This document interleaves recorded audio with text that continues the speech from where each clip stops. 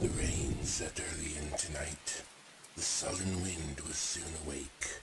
It tore the elm tops down for spite, and did its worst to vex the lake. I listened, with heart fit to break, when glided in Porphyria.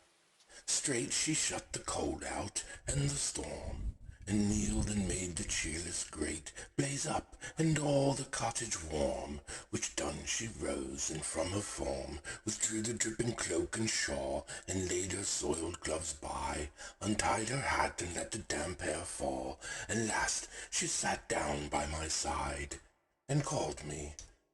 When no voice replied, she put my arm about her waist, and made her smooth white shoulder bare, and all her yellow hair displaced, and stooping, made my cheek lie there, and spread o'er all her yellow hair, murmuring how she loved me. She, too weak for all her heart's endeavor, to set its struggling passion free, from pride and vainer ties to sever, and give herself to me forever. But passion sometimes would prevail, nor could tonight's gay feast restrain a sudden thought of one so pale, for love of her, and all in vain.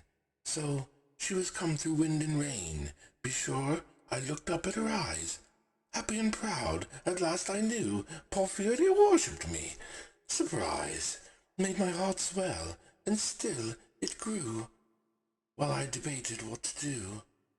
That moment she was mine, fair, perfectly pure and good. I found a thing to do, and all her hair in one long yellow string I wound 3 times her little throat around, and strangled her. No pain felt she. I am quite sure she felt no pain. As a shut bud that holds a bee, I warily oped her lids again. Laughed the blue eyes without a stain, and I untightened next the tress about her neck.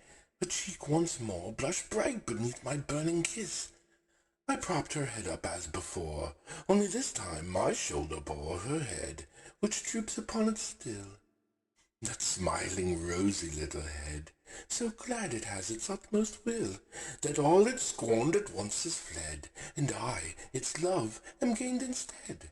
Porphyria's love, she guessed not how her darling one wish would be heard, and thus we sit together now, and all night long we have not stirred. And yet God has not said a word.